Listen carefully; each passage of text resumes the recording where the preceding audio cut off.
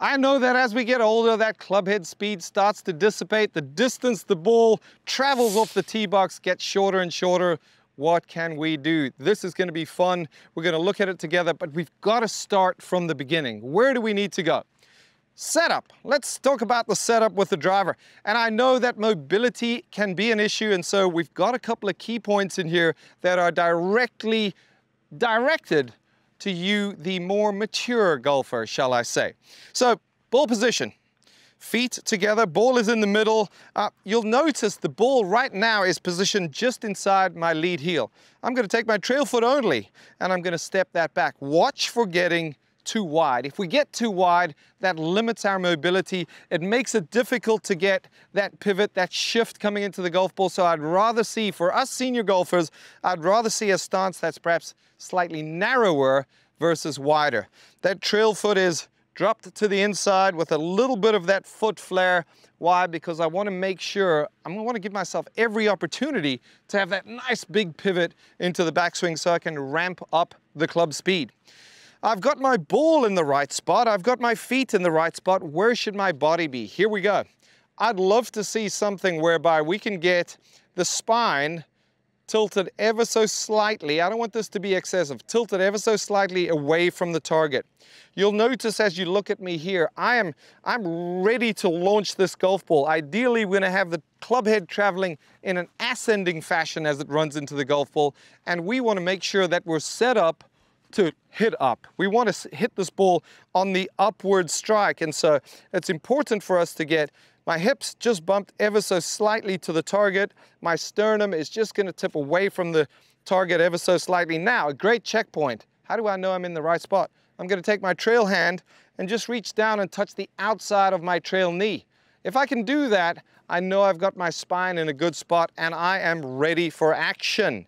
Good setup, good foot position. I can move, I can make a big backswing. That's really what we're after. Before we get there, club delivery, we need to talk a little bit about tee height. And I am a big proponent of every golfer having a minimum, actually, I don't want many more than two, but a minimum of 2 types of tee balls that they're going to hit. That tee height there, I would say I've got a standard length tee. I've teed the ball up so that just the very bottom of the tee is supported in the turf and that ball is sitting just fine. Such that I've got, I would say, 2/3 of the golf ball above the roof of my driver, above the crown of the club.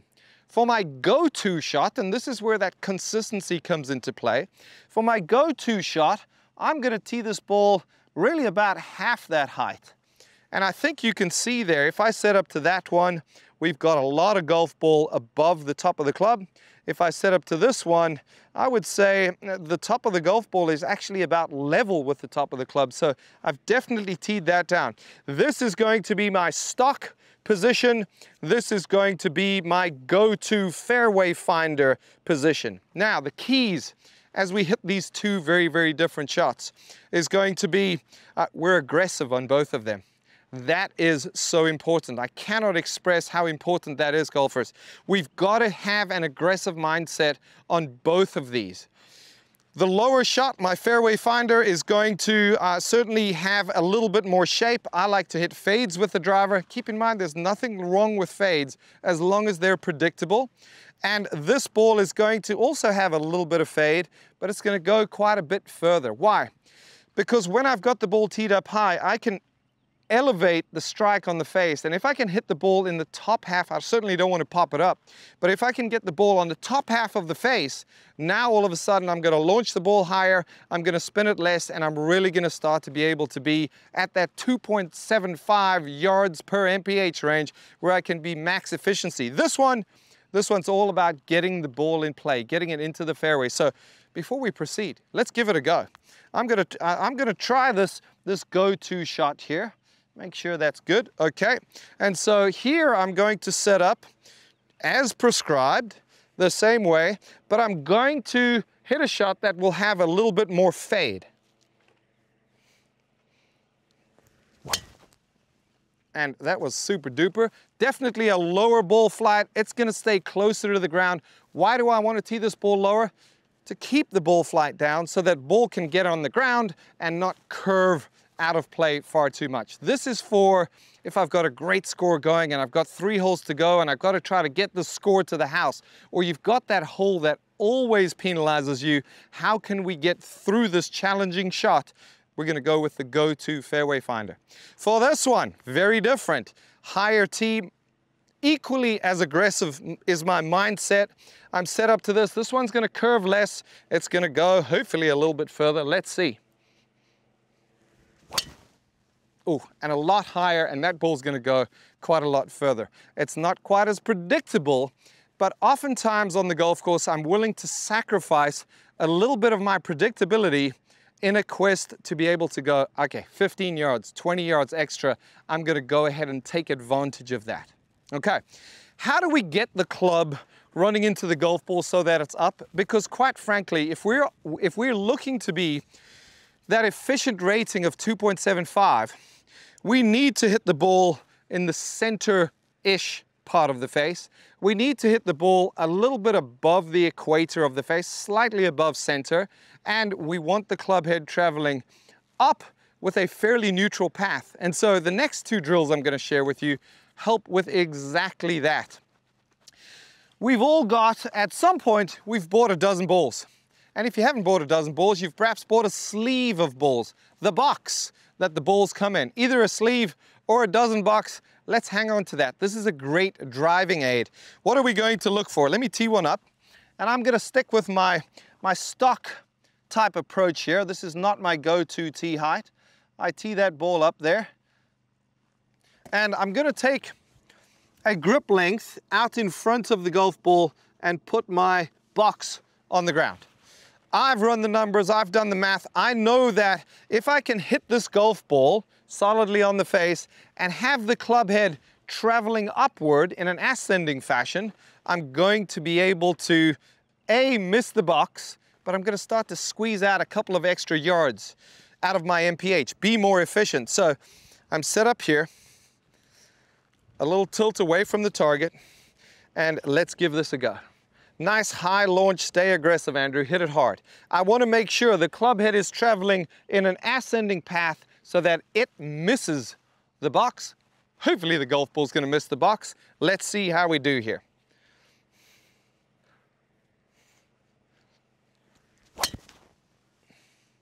Super duper, nice high shot, maybe a touch right, but I like that, that's pretty good. How can we make sure that happens? Because I know if you traditionally hit down on the golf ball, as most golfers who get the club a little out and they swing across, they tend to hit down on the golf ball. They're going to destroy some boxes. And take the balls out, please, so that you don't hurt yourself or lose any golf balls. But what can we do to start to get a feel for getting the club head to travel in that ascending fashion as it passes through impact? Here's a great one. Get your setup. Trail foot is back, spine is tilted away, ball position is good. And I'm going to make some swings here where, not that fast, where I swing directly over the top of the golf ball, really having a sense that the club head is traveling up and over the box. And if you typically hit down on the ball, this is going to be surprisingly difficult for you to do, to intentionally set up to the ball and swing and miss. If we can swing and miss this ball, you've got a good chance, a good feel for getting that club head to travel up. Let me try one more. Here we go. So set up there, swing this over the ball, and now let's give it the full treatment, Andrew.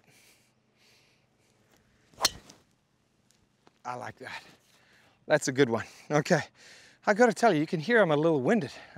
It's nice to give the driver the full treatment and really start to get out what you're putting in. That's what this is all about. So I love this box challenge. A grip length in front of the golf ball. If you're struggling with it, if you're hitting the box more frequently than you would like, swing over the golf ball a couple of times and then try it again. Let's see how that goes. Another one, I did say we were looking to neutralize the path.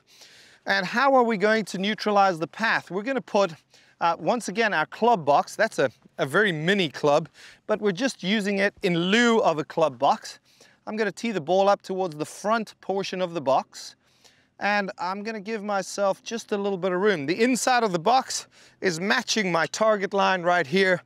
And so to be efficient, we want to neutralize the club path. We don't want a club coming in too far from the outside. We don't want the club coming too far from the inside, because quite frankly, both of those are leaking energy. They're power sapping moves, and we certainly don't want that. So we want the club head as it runs into the ball. Yes, we know we want it going up.